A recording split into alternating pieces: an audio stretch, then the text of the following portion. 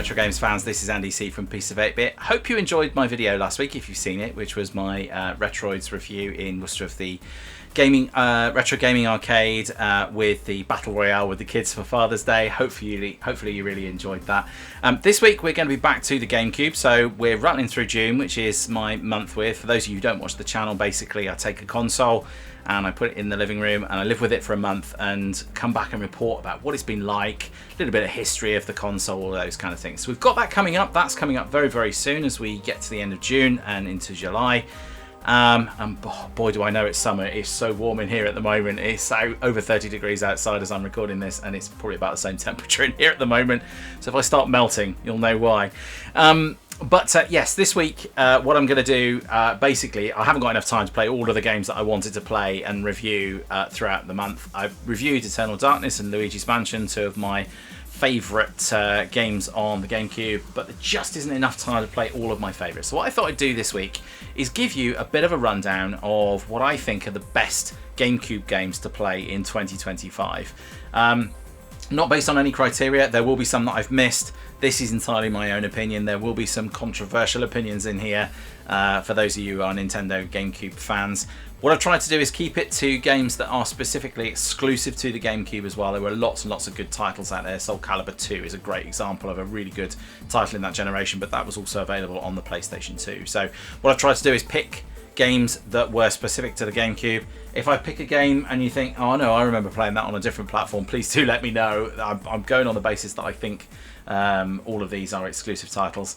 What I'm going to do is I'm going to just rattle through the, I'm going to go through the top 10. I'm going to go through the first 5, so 10 through to 6 quite quickly, and I'm going to just tell you a little bit about the game very, very briefly, and I'm also going to tell you why it doesn't make the top 10, and then we will count down my favourite 5 and the 5 that I think absolutely deserve another look. So without any further ado, let's get straight into the first 5, so number 10 through to number 6. Let's dive straight in and have a look.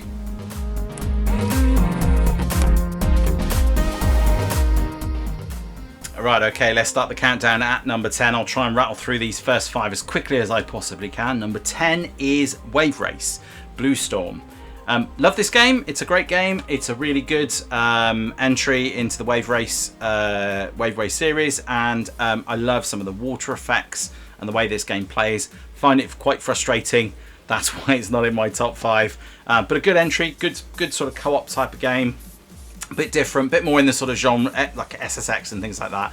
Just good fun, bright, colourful graphics, lots of speed, and yeah, good fun. But yeah, that's my number 10. Number 9, I might just talk about this for a little bit longer because this is controversial. So number 9 is Super Mario Sunshine. Why is this not in my top 5? And I know I'm probably going to get hate for this. In 2025, this is not a game that I enjoy going back and revisiting. And even when it came out, it was not a favourite of mine in terms of the Mario series. I love the newer ones. I love Mario Odyssey, for instance, brilliant game. And I love the older, the original Super Mario Brothers 2 and 3 and Super Mario Land and all of those kind of things. Love all of that. This was, an early 3D entry into the series, the only full-blown sort of Mario adventure game on the Cube, and I just didn't enjoy it. It didn't feel like proper Mario. It's very, very pretty, very, very good-looking game, but I found some of the mechanics and the camera angles and the way that Mario was, with the water cannon and things like that, just didn't feel like proper Mario to me. I didn't hate it. That's why it's in my top 10, but I also didn't absolutely love it in the same way that I have done with some other Mario titles. So this is quite low down, I think, probably, you'll agree, but and I know probably a lot of you will feel differently about this, but for me, I think Super Mario Sunshine, not the best entry in the Mario series. Good game, not a fabulous game. Number 8, I've already spoken about this one already. This is Eternal Darkness, Sanity's Requiem. Great game, again, in my top 10. Why is it not in my top 5? Not a game I think I'm probably going to come and revisit that much.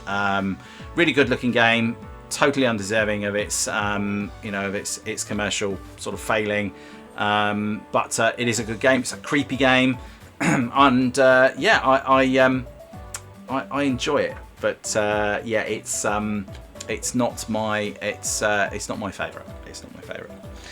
Okay, so are we 8? Number 7. So number 7 is Star Wars Rogue Leader Rogue Squadron 2. This is I actually really love this game, but it is incredibly difficult in parts, especially there's only about sort of 8 stages in it, I think, and the last one I never managed to complete. A friend of mine managed to complete it once when we borrowed my GameCube, and while we were on holiday, and he completed it, and he came back and I said, can you please complete it, because I cannot do the last stage, and he couldn't do it again. It was like a one-hit thing. You fly into, it's the sort of the end of Return of the Jedi, where you fly the Falcon into the center of the new Death Star, but it is so difficult, that mission. But it is a really, really good looking game. When I first played this, you know, you got the Star Wars music, and it is a really lovely game, but it is also very frustrating, which is why it's not in my top 5, but I do love it. Okay, so now I don't own this game for the Cube this time round, so my next entry is actually probably a little bit difficult to demonstrate because I don't actually own it. I haven't played it this time round. My next entry is Resident Evil 4. I felt this needed to be in there. I am not a fantastically sort of dedicated Resident Evil fan. I've played a few of the games, but Resident Evil 4 is a great entry in the Resident Evil series, and to start with, it was a GameCube exclusive, so it is really good. Definitely go check it out. I love Resident Evil 4, but yeah, this time round owning the Cube, I don't own a copy of it, so I can't show it. I can't show the box of it. But if you're a Resident Evil fan, Resident Evil 4 definitely worth going to check out. So those are the first 5. So that is 10 through to 6. So let's have a look now at what I think the top 5 are. I will talk a little bit more in detail about those and show you a little bit of gameplay footage as well.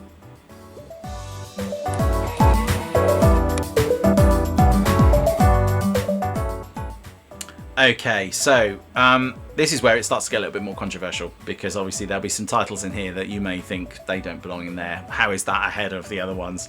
But these games, I think, if you look at it through the eyes of 2025, I think have really stood the test of time. I think they still look fabulous, and I still think they're very, very playable even today. So the first up is Metroid Prime. So Metroid Prime at number 5, and the reason why this game is at number 5 is because it is a fabulous looking game. It got amazing reviews when it came out. I never actually managed to complete this game. I did play it quite a lot, but as the game went on, it got really, really tough, and I actually started to struggle a bit. It's why it's not sort of any higher in my list, largely because it is quite a difficult game to play. There's a lot of repetitiveness. You're kind of retracing your steps a lot of the time, but graphically it's stunning. I love the idea. Obviously, it's the first in the series of the Metroid Prime series. Went on to do Metroid Prime 2, which was after this, which was very, very good as well. Didn't play that so much, but certainly aware of its impact. And obviously based on the original sort of 1980s Metroid games. Yeah, it is a fabulous looking game for its era, and I remember playing it the first time just being blown away by the sheer quality of the game and the graphics and everything else. So it's a great first entry into the series, and it is a really, really good game. So definitely worth checking it out. It is quite hard, and some of the puzzles are quite tricky. But it is, in my opinion, a really good entry, a really good game on the GameCube. There are remastered versions of this as well, which you can go check out. Okay, number 4. What Nintendo game quality review, whatever you want to call it, list would be complete without a Mario Kart entry? Mario Kart Double Dash.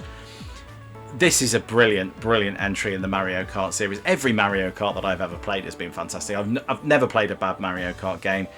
They are quite formulaic. I mean, you know, they don't really bring anything new every time. I mean, this one is Double Dash. You actually get to partner with you get to pick 2 characters to be on your kart. And essentially what it means is that you can pick up 2 power-ups. This is the sort of start of the times when you can actually pick up 2 power-ups at once, and the person on the back will hold the power-up, and you can swap them around, and they can use the power-ups differently depending on whether you're the front and the back.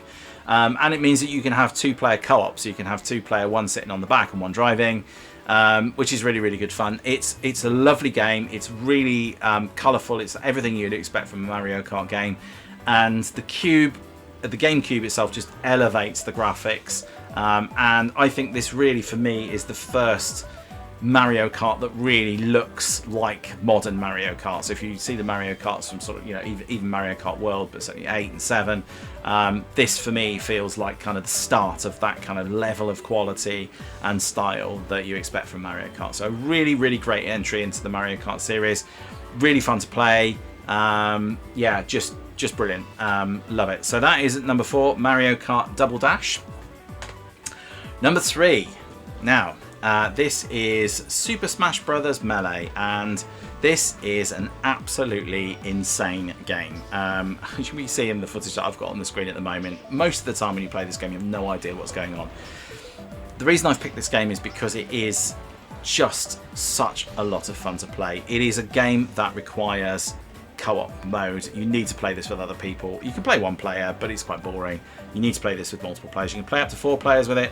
And it's a great party game, and it is absolute chaos, and it is Nintendo doing what Nintendo do best, which is those sort of co-op, share the screen. Mario Kart's another great example of that.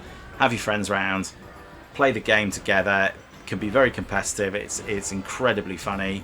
Most of the time, it's mad. Most of the time you don't know what's happening. It's power-ups. There's people flying all over the place. Sometimes you can't even see where your own character is. It's completely nuts, and I absolutely love it to bits. I think it's just such a brilliant game, and of course this is the first time that we've seen Super Smash Bros., which has gone on to be as sort of common as Mario Kart on each platform. We expect a sort of Super Smash Bros. Type game. So loads and loads of characters in there. You'll see characters from other games as well, from like Super Monkey Ball and Zelda and all that kind of thing, all making an appearance. Metroid makes an appearance on here as well. Love it. Love the levels. Love the gameplay. Everything about it. This is just, as fighting games go, this is just absolutely elite. Love it. Brilliant. Okay, number 2 in my list. What is it going to be? Well, we've already seen this. I've already talked about how wonderful this game is, and it's a very short game, and that game is Luigi's Mansion. I don't think this game gets enough love. It is too short. I would love it for it to be longer, but it's sort of small but perfectly formed. I think this is better than Sunshine. I just think, it was new. It was a new concept. It gave Luigi his own game. It was a launch title. I just loved how atmospheric it was. It is a really lovely game. I love everything about this game. It's colourful. It's spooky. It's got the right balance of difficulty and gameplay and exploration.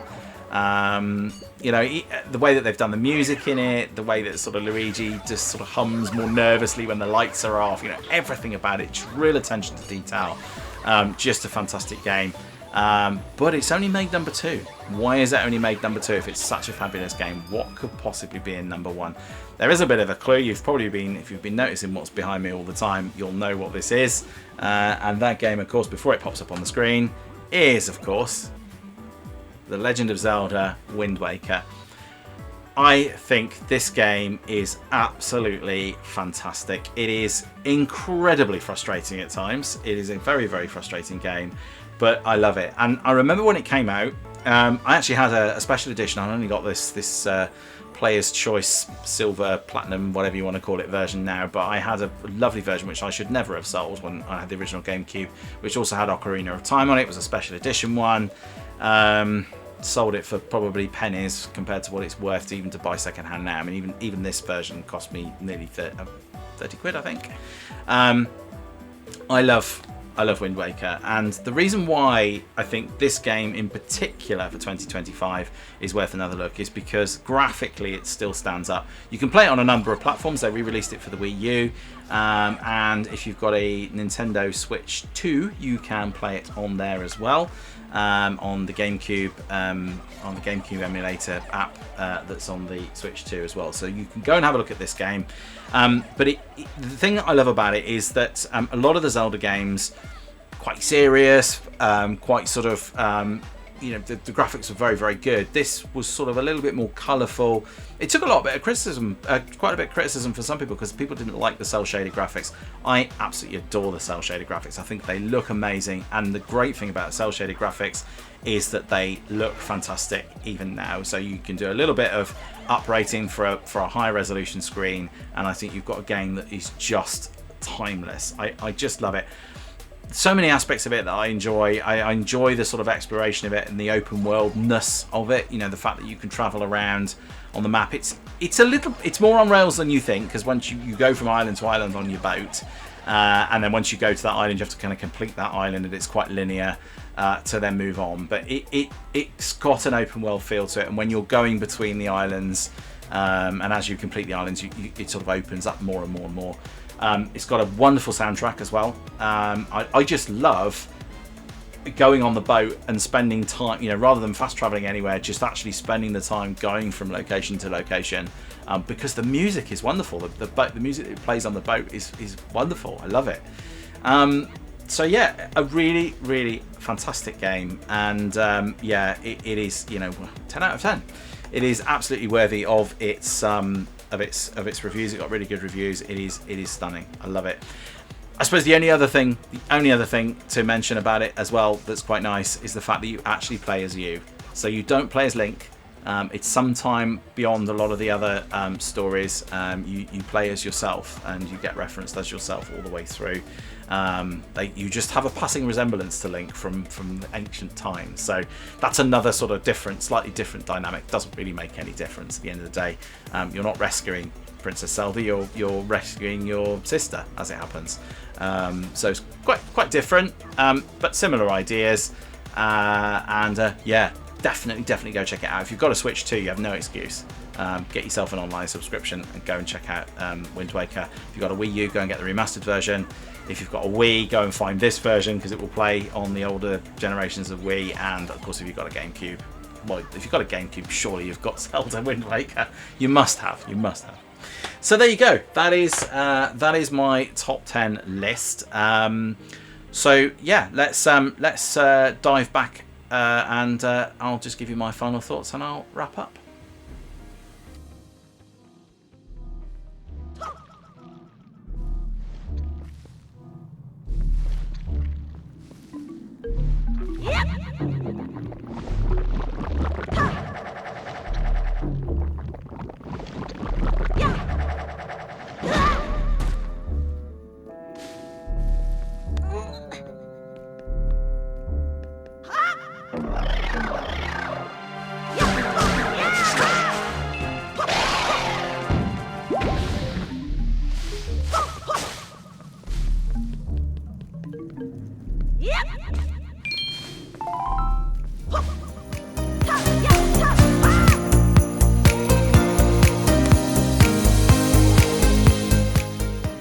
So there you have it. That was my top 10 games on the GameCube. Through the eyes of someone playing these games in 2025, you know, what did you think of my top 10 then? So would you have had Super Mario Sunshine Solo down in that list? It's still made my top 10, I might add. You know, I still think it's a great game. I just don't think it belongs at the very, very top. Just didn't feel like a really proper Mario game to me. The setting of it is beautiful, and I think that is what makes it such a wonderful game and why it still stands up graphically today. But in terms of gameplay and mechanics and that kind of thing, I just couldn't get on with it. It just didn't grab me as much as other Mario titles and some of the other titles that I mentioned as well. Do you think that The Legend of Zelda The Wind Waker was worthy of that #1 spot? I know it wasn't universally loved by everybody. Those cel-shaded graphics put a lot of people off. I mean, I love it, and I obviously said the reasons why. Do you think that should be in that #1 spot? Do you think Luigi should have been in #2? Do you think that game is worthy of being so high up in my list? Go check out my video on that, by the way. I absolutely love that game. I think it's fantastic. That's why it's so high, but maybe you don't agree. Obviously, I've picked a lot of these games, like as I say, because I think they still play fabulously in 2025. You know, there are other games that perhaps weren't on that list. Maybe F-Zero, perhaps. Probably you should have made that list, perhaps, you might think. Or maybe there's some other titles in there. There weren't loads and loads of titles on the GameCube. It wasn't blessed with many titles, but there were a lot of good ones on there, and it was difficult to pick a top 10. And obviously there were a lot of cross-platform titles, which I didn't include on that list, kind of on purpose, like Soul Calibur, as I mentioned before, Soul Calibur 2. So let me know your thoughts. You know, what would you put at #1? What things do you think I've missed? Do you think that some of those items should have placed higher or lower? Please do let me know. So yeah, that's my top 10. Hope you enjoyed that. Let's talk very quickly now and next. So coming up, I've got Colin McRae 2 That Time Challenge. Just waiting for the disc to turn up because I don't actually own that game, so I've ordered that. That is on its way. Exciting for me, but probably not for you. I've got some new. I've actually got a new computer coming, and my Mac that I've been doing my editing on is getting a bit long in the tooth. So I'm hoping that it's going to be, from a retro gaming perspective, it's going to run some of the emulators a little bit quicker as well. So that should be quite interesting when that turns up. Certainly going to make editing a little easier, that's for sure. And yeah, we've also got next week will be the month with review. So I will be reaching the end of my month with the GameCube, and I'll let you know how I've been getting on. I think you probably got a good idea of how that's been going based on what I've been saying. Yeah, I'll talk to you a little bit about that, and also give you a little bit of a positive history of the GameCube and how to get yourself back into GameCube in 2025. So look forward to that next week. Yeah, that's probably it for this week then. So if you enjoy these videos, you know what I'm going to say. Please do hit that like and subscribe button. Really, really love your support. Thank you very much for those people who support me up to now. So yeah, that's probably it then. So just leaves me to say, please do all take care of yourselves. I'll see you around. Bye for now.